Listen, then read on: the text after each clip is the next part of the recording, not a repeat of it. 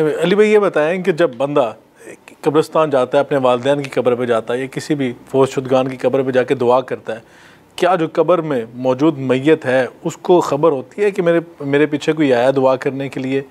देखें, एक तो ये हदीस जो मैंने सुन्नी इब्न माजा की बताई कि अल्लाह ताला उसे खबर देता है कि तेरे बेटे ने इस्तिग़फ़ार की तो ये तेरा मर्तबा बुलंद हुआ। ये हदीस सुन्नी इब्न माजा की खुद सबूत है इस बात का कि उसे डायरेक्टली नहीं पता चलता, अल्लाह ताला बताता है। हम मुर्दों को खिताब करते हैं, अस्सलामु अलैकुम अहलद दियारी मिनल मुमिनीन वल मुस्लिमीन व इन्ना इंशाअल्लाहु बिकुम ललाहिकून नसअलुल्लाह लना व लकुमुल आफिया। ये दुआ सही मुस्लिम में रिपोर्ट हुई है। अहले ईमान के लिए कब्रिस्तान जाके दुआ करना ये अहले ईमान का हक है कि मुसलमान अपने फौशुदगान के लिए रब्बना इग़फ़िर लना व लिइख़वानिना अल्लज़ीना सबक़ूना बिल ईमान, अहले ईमान की निशानी है कि वो अपने मुर्दों के लिए दुआ करते हैं जो पहले ईमान की हालत में जा चुके, वो आपने करनी है। लेकिन जो हम ये सलाम करते हैं, ये सलाम का उन तक पहुँचना ये बरज़ख़ी मोड है। अगर कोई कहता है कि फ़िज़िकल पहुँचना है, फिर इसका लाजमी नतीजा है कि जब वो वालेकुमुस्सलाम कहते हैं ना तो हमें बाहर आवाज़ आनी चाहिए। ठीक, तो बाहर तो नहीं आती आवाज़। जी सही। इस तरह हमारी भी अंदर कोई नहीं जाती। अच्छा। बल्कि अल्लाह हमारी बात उन तक पहुंचाता है, सवाए उन चीज़ों के जिनका इस्तिस्ना है। जिस तरह बुखारी मुस्लिम में आता है कि जब मुर्दे को दफना के लोग जाते हैं तो वो उनके कदमों की आहट सुनता है, ठीक, उसकी हसरत में इजाफे के लिए कि ये छोड़ के चले गए, या अहले ईमान के लिए तसल्ली के देखो ये तो छोड़ के चले गए, तुम्हारे अमाल तुम्हारे साथ। सुभान अल्लाह। जो बुखारी मुस्लिम में है कि इंसान के तीन दोस्त हैं, दो बाहर रह जाते हैं, एक ही अंदर जाते हैं, अमाल अंदर जाते हैं, रिश्तेदार और माल बाहर रह जाते हैं। बिल्कुल ठीक है। एक बड़ा अहम सवाल ये है कि हम जब जनाजे के मौके पे देखते हैं कि अक्सर ऐसा होता है कि अहले सुन्नत का जनाजा तो अहले तशय्यो बाद में आते हैं, अहले सुन्नत के यहाँ 4 तकबीरात हैं और अहले तशय्यो के यहाँ 5 तकबीरात हैं। वो 4 तकबीरात करके एक तकबीर अपना इजाफा करके वो तो जनाजा पढ़ लेते हैं। लेकिन बाद औक़ात अगर ऐसे कोई फ़िज़ा बन जाए कि अहले तशय्यो जनाजा पढ़ा रहे हैं तो अहले सुन्नत जनाजा पढ़ना है, तो जब वो 4 तकबीरात हो जाती हैं तो अहले सुन्नत हज़रात क्या करें, पहले सलाम फेर लें या इंतज़ार करें? नहीं, अहले सुन्नत के यहाँ भी 5 तकबीर हैं, 4 भी हैं 5 भी हैं। बुखारी शरीफ में 4 तकबीरात है, मुस्लिम शरीफ में 5 है। नबी इस्लाम ने 5 तकबीरात। अहले सुन्नत अपने जनाज़ों में पढ़ते हैं? अहले हदीस तो 5 ही करते हैं। हमारे उस्ताद शेख ज़ुबैर लिज़ई साहब का जब जनाजा हुआ उन्होंने वसीयत की थी कि 5 तकबीरात होंगी, तो उनके जनाजे में 5 हुई थी। मौलाना साग साहब के जनाजे में 5 हुई थी कि ताकि ये मुर्दा सुन्नत जिंदा की जाए। ये सही मुस्लिम में है कि नबी इस्लाम ने 5 तकबीरात भी पढ़ी हैं, 4 भी पढ़ी हैं। अहले सुन्नत के यहाँ दोनों रवायतें हैं। लेकिन जिस इलाके में ये राइज ना हो चीज़, उस राइज को छोड़े, हमने तो इन मिथ्स को तोड़ना है। देखें, हमारी माँ उम्मे हबीबा जो हज़रत मुआविया की बहन थी और उम्मुल मोमिनीन है जी, उनके वालिद अबू सुफियान फौत हुए। बुखारी मुस्लिम के अल्फाज हैं, जब 3 दिन गुजर गए उन्होंने खुशबू ला के जिस्म पे मली। उस ज़माने में औरतों में एक रवाज था कि वो रंगदार खुशबू जिस्म पे मलती थी। ठीक, तो लोगों ने कहा आपका तो बाप फौत हुआ है। उन्होंने कहा मैंने इसलिए तो किया कि नबी इस्लाम ने फरमाया था जो औरत अल्लाह और यौम आखिरत पर ईमान रखती है उसके लिए ये चीज़ जायज़ नहीं कि वो 3 दिन से ज़्यादा सोग करे सिवाय अपने खावंद के मरने के ऊपर, 4 महीने 10 दिन। तो मेरा बाप मरा, आज 3 दिन पूरे हुए, मैंने एलानिया सोग के ख़त्म होने का ऐलान किया। हालांकि ज़रूरी नहीं था। अल्लाह अकबर। ये लोग कहते हैं ना कि इंजीनियर साहब जानबूझ के इस तरह की हरकतें क्यों करते हैं? हम इसलिए करते हैं ताकि आपका दिमाग खोलें। ये हमारी माँ की सुन्नत है। हमारी माँ को कोई ज़रूरत नहीं थी कि अपने बाप के मरने के 3 दिन के बाद वो खुशबू मलती, ये बताने। लेकिन ये ऐसी चीज़, अगर वो चीज़ भी जायज़ है, ये भी चीज़ जायज़ है। अगर ये चीज़ करने से माशरे में एक नई चीज़, एक नया फितना जो है, वो फितना तो वो है माशरे के अंदर जिन लोगों ने दीन को बिगाड़ के दाखिल किया। हमने इसके खिलाफ खड़े होना है, तब चेंज आएगी ना। देखें, ये हमारी मुजरमाना खामोशी थी जिसने दीन को आज इस हद तक पहुँचा दिया कि दीन को लोग जो है वो गुमराही समझते हैं और गुमराही को दीन बना लिया हुआ है। नहीं, अब देखें, जब जनाजा के इख्तिताम होता है हमारे यहाँ जो सब कॉन्टिनेंट है, पाकिस्तान, इंडिया, बांग्लादेश, यहाँ पे दोनों तरफ सलाम फेरा जाता है। हरमैन शरीफ में एक तरफ फेरा जाता है। तो अक्सर यहाँ पे हम देखते हैं जनाजा पे अगर एक तरफ सलाम फेर लिया जाए तो बाद में पीछे। जनाब, हमने तो अपने सिवा सारे पीछे हनफी थे, हमने एक तरफ सलाम फेर के पूरा ब्रीफ करके जनाजा इसी तरीके से पढ़ाया। कर लें जो कुछ होता है, कुछ भी नहीं होता भाई। मुझे बताएं, जब ये हनफी हजरात हमारे हरमैन जाते हैं तो इमाम काबा को जाके गिरबान से पकड़ते हैं कि आस्ता अमीन को रफ़ा दैन छोड़ दो, करते हैं ना। तो हमारा भी राइट है कि हम तो कानून का बताएंगे। यहाँ पे भी मैं समझता हूँ इसमें अहले हदीस से बहुत बड़ी मिसहैंडलिंग हुई है। अहले हदीस ने जो कंप्रोमाइज़ किया बाज़ चीज़ों के अंदर, वो सुन्नत फिर बैकफुट पे चली गई। लेकिन सब ने नहीं। शेख ज़ुबैर साहब के जनाजे में एक सलाम फेरा गया, मौलाना साग साहब के जनाजे में एक सलाम फेरा गया।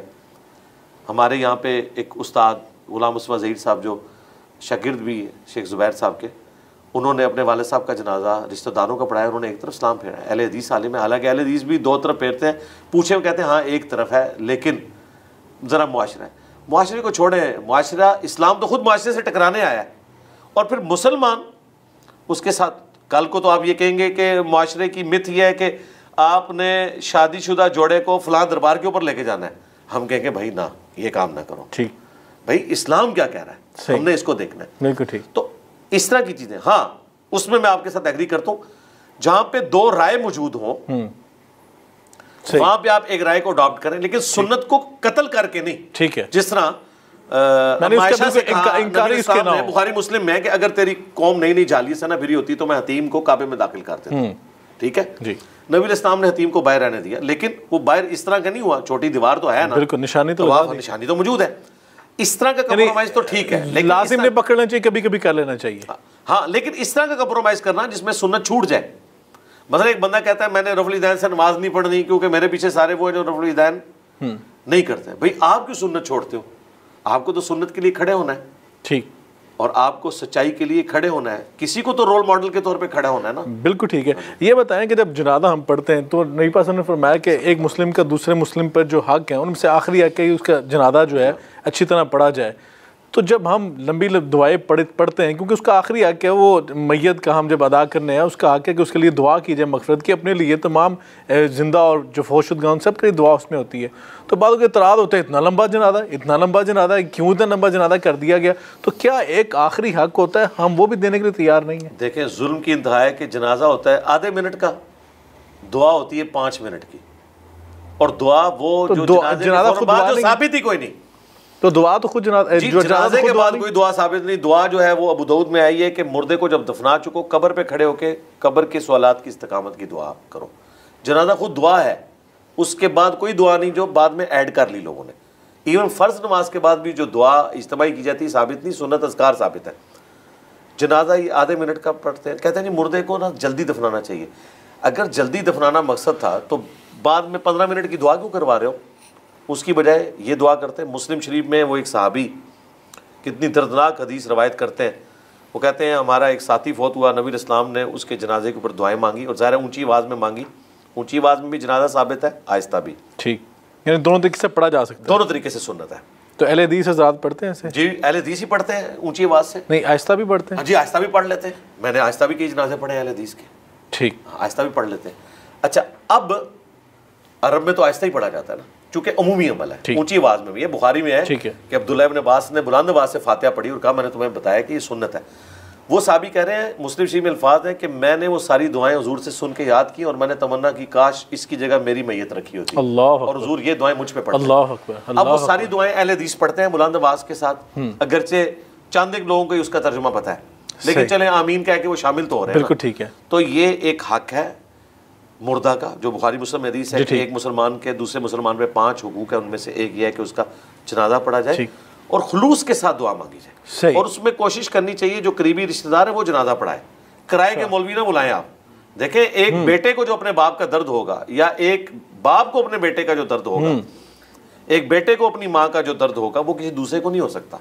सबसे पहला हक उसके वली का है कि वो खुद जनाजा पढ़ाए। बिल्कुल ठीक है। हम तो अपने स्टूडेंट्स को कहते हैं वो खुद जनाजा पढ़ाते हैं, छोड़ दे इसमें दाढ़ी है नहीं है, ये जानवी चीज़ है, बिल्कुल ठीक, कोई इससे ताल्लुक नहीं है। यानी कि जनाजा पढ़ाने वाला जो है अगर वो बेटा है, उसकी दाढ़ी है नहीं है, तो वो पढ़ा सकता है। देखें, आम नमाज के लिए भी कुरान आना शर्त है, दाढ़ी कहाँ पे शर्त है? 4 शराइत मुस्लिम शरीफ में आई है, कुरान का इल्म, सुन्नत का इल्म, उसके बाद हिजरत जिसने पहली की हो यानी दीन में जो सीनियर हो, और उसके बाद है उम्र में जो ज़्यादा हो, अगर इसमें भी बराबर हो। ठीक है, कहीं पे नहीं आया कि उसकी दाढ़ी कितनी हो नहीं हो। सुन्नत के इल्म, कुरान के इल्म की बात आई है।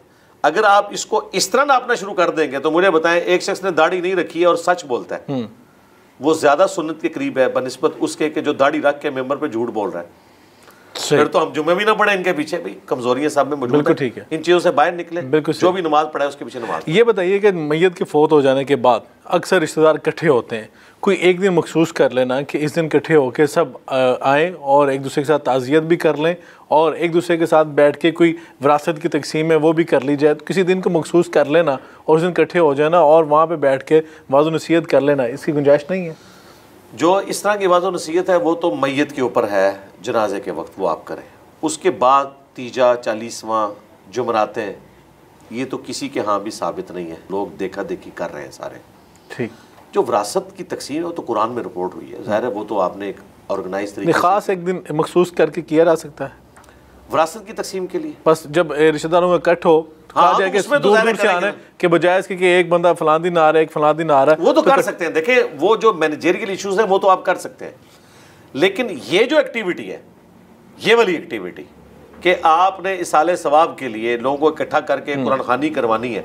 तो नबी इस्लाम की 3 बेटियां फौत हुई हैं, जवान शादीशुदा, आपने अपने हाथों से दफनाई है। ना तो किसी का मज़ार बनवाया, ना किसी को ऑर्गेनाइज तरीके से तीजा 40वां 10वां किया है। यही तो चीज़ें हैं जो दीन के अंदर खुद से लोगों ने दाखिल कर दी हुई हैं। बाकी जो आपके मैनेजरियल इश्यूज हैं वो तो फिर कोर्ट में भी मामलात बाज़ चले जाते हैं, वो कला को भी बुलाना होता है, वो एक और चीज़ है। ठीक, जिस चीज़ को आप दीनी एक्टिविटी के तौर पर इस्टेब्लिश करेंगे ऑर्गेनाइज तरीके से, इज्तमाही तौर पे, उसका कुरान और सुन्नत से साबित होना ज़रूरी है। बिल्कुल, अदरवाइज दीन में बिदअत होगी। बिल्कुल ठीक।